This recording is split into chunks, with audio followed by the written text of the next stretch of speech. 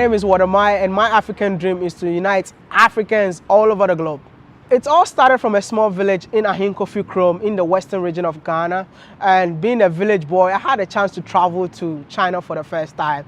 And being in China, I found out that everything was literally different. I mean, living in Ghana, I thought I was a Ghanaian, but when I got to China, I found out that I'm actually a black guy because everyone started calling me a black man. So I decided to share my experience as a black man living in China. That is when the channel Wode Maya, what is seeing right now, came. It's time to revisit your roots, learn to explore your own continent. Like traveling within 17 African countries, I must conclude that God lives in Africa. So if you want to see God, come and visit Africa. If you want to live with God, come live in Africa. Because the presence of nature alone will tell you that God exists. Africa is just beautiful. I envy no man, but the only man that I envy is the man who has not yet been to Africa. For he has so much to look forward to. I mean, if you want to see real magic, it's Africa that you're going to see real magic. I came to visit Aqua Safari Resorts just for a day. But what I'm seeing in here, I think I'm going to stay here for a week. And my African dream is to unite Africans all over the globe. It all started from a small village in Ahinkofi in the western region of Ghana. And being a village boy, I had a chance to travel to China for the first time. And being in China, I found out that everything was literally different. I mean, living in Ghana, I thought I was a Ghanaian, but when I got to China, I found out that I'm actually a black guy because everyone started calling me a black man. So I decided to share my experience as a black man living in China. That is when the channel Wode Maya, what is seeing right now, came about. But the name Wode Maya is literally means my mom, because when I started my whole YouTube career, my dad did not support it.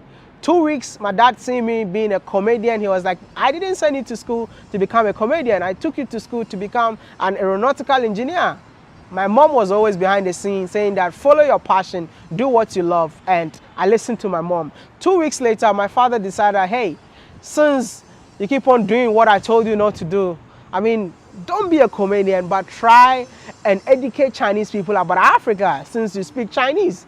So that is when I listened to my father, decided to talk about Africa-China relationship. And from there, my whole YouTube channel escalated. So, I mean, I thank my mom for supporting my dream, but I also thank my dad for giving me that idea to become who am I right now, because that is where I said that my whole career changed and the numbers started increasing. So when the numbers started increasing, I changed the whole name, being Mr. Ghana Baby, that's the name of my channel before, to Wode Maya, a Chinese phrase which means my mom. So my name is not Wode Maya.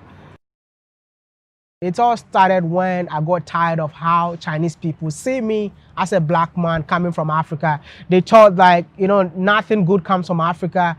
Africa is a war zone area. So I decided to take this upon myself to change the narratives. So I decided to quit my job. I'm an aeronautical engineer. I decided to quit my job, go out there and promote Africa in my own way as a black man telling the African story. So that is when I decided to leave China. Living China without having money, oh my goodness, I had to talk to my Chinese guy. Hey, can you help me out? We decided to collect a loan and we bought 5 different countries in Africa's tickets. And that is when I think it was the best decision I've ever made, because I got to Africa. First day, I got like, for 1 month journey, I earned like 50,000 subscribers in Africa. And I paid back the loan and I decided not to go back again. I mean, living in China as a black man, you might encounter so many discrimination. My worst one was the day that I was looking for a job, and I got there and they told me, hey, we're looking for a black man who looks like Obama. But you don't look like Obama, which means I was darker than Obama, so I don't qualify for the job. I think that was my worst experience. And also, like, when you are in a train or subways, or maybe you are in a bus, they will see you and they start running away. You know, like you want to sit there, immediately they see you down, sit down, they start running away. So that is one kind of discrimination that I faced in China. But apart from that, I had a very good experience in China. I think my life in China is actually a testimony.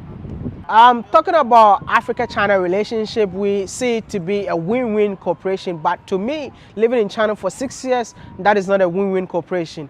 Our people in here are signing contracts that will benefit their pocket. So China has seen that, and they're going to feed you with money because money is not a problem in China. So they're going to pump in money, of which they know that if they are giving you $1 billion, at the end of the day, they're going to earn $5 billion. So they don't care. So it's about time the leaders in Africa would think twice and say that we're going to sign deals that will benefit the people of the continent, but not our pocket. So, I mean, it's not a win-win cooperation. They're actually taking advantage of us. And if you don't take care, they will soon colonize the continent. I mean, digital marketing or digital content creation is something that is very lucrative. If you don't understand, you don't understand. It's something that I think it's worth more than being an engineer, being a doctor, being a pilot. I mentioned being a doctor. By just sitting down like this and talk to the camera, it's like your passion getting paid out of doing something that you love. Because people tell me that go look for a job. Why are you in front of the camera?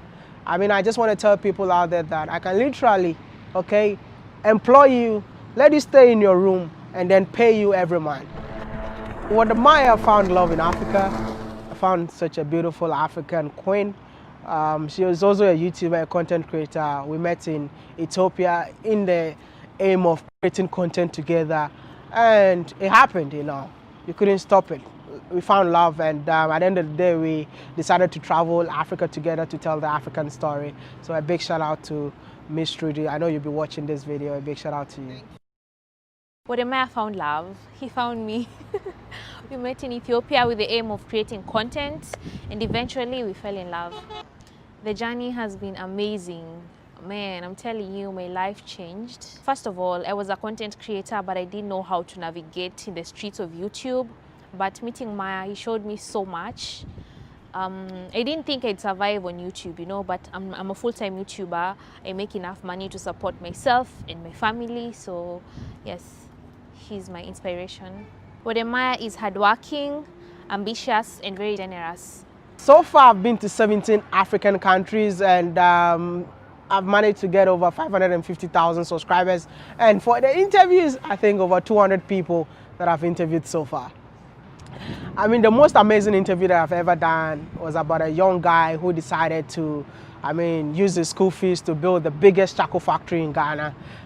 He decided to use it. He was a lawyer, he's a law student, but decided that, hey, law is not for me, I want to do this. And he managed to do something incredible that I think we all need to support him. A big shout out to him. He's such an inspiration. And after that interview, I told him that I wasted my time going to school. I should have started farming a lot. So yeah, this is the guy that I think I love so much. And another one is the man who never had a formal education but managed to build over 2,000 houses in Ghana. And this man's story is really incredible for people to know that our formal education system that they are killing us with is not worth it. If you are interested in being a farmer, start now. Don't go to school and start learning about esophagus photosynthesis and osmosis. Each and every African out there need to grab Africa like the way they grab their woman. Grab it and cherish it. This place is just exquisite. Man, luxury at its best, you know. And the thing is that it's African. I love how they have used the wood on the houses. Oh my goodness. You know, it's full of, trees. You see green. It's so beautiful. You have the fish, and that's why it's called and aqua. And there are fishes everywhere. Exactly. And we have the lake. So even if you stay here, you still have the view of the lake. Exactly.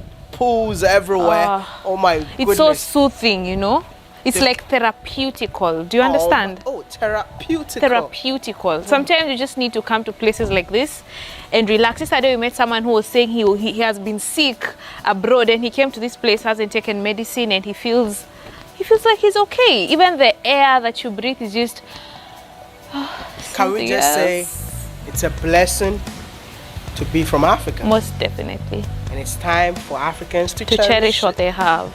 Yeah. This is gorgeous. I know, right? Wow.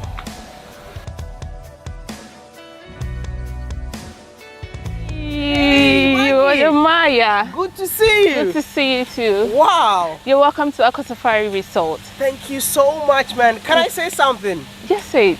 You're gorgeous, just you. like Aqua Safari. Thank you very much.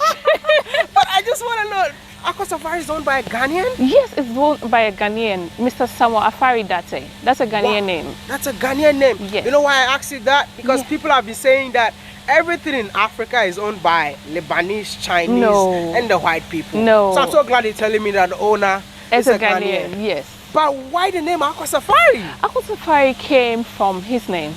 His Mr. Samuel Afari Date.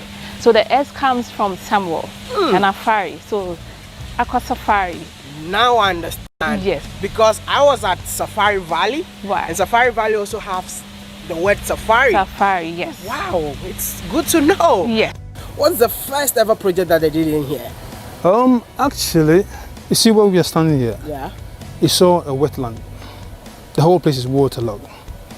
So before I got involved in this project, I used to live just across the river bank. Okay. So I always commute. Anytime I'm commuting, I keep seeing structures coming, putting up. All the time I see structures. So I was a bit curious and I want to find out who is behind the structures. And when I came, I liked what I saw. It makes sense to me. And I realized with or without me, the structures are going to come up. So I spoke to Samuel Afaridati for only 10 minutes and it blew my mind. Wow. It's not what he has done by that time. That was about 7 years ago. But what he's about to do. He told me this was the only building like a family house for himself and this pool.